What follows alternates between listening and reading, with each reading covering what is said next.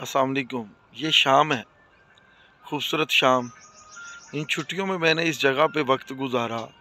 ये सामने hand pump है, मुख्तलिफ़ किस्म के पौधे हैं, वो सूरज डूब रहा है और ये देखिए कच्चे रास्ते, पानी और ख़ास तौर पर ये जो कोठड़ी है, ये ये कितनी ही खूबसूरत है और इसमें क्लासिकियत के सारे रंग जलवागर हैं।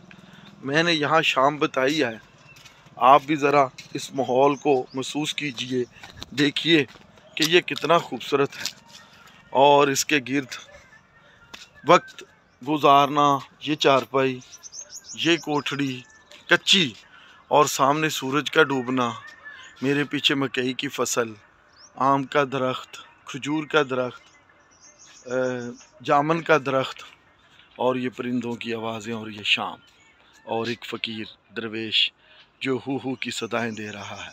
बहुत शुक्रिया। खुश रहिए, आबाद रहिए, आवारागर्दी कीजिए, आवारगी ज़िंदगी है। फिर ये अपने लिए वक्त निकालिए और इन जगहों को की खुशबू को अपने मन में बसाइए और खुश रहिए, शाद रहिए।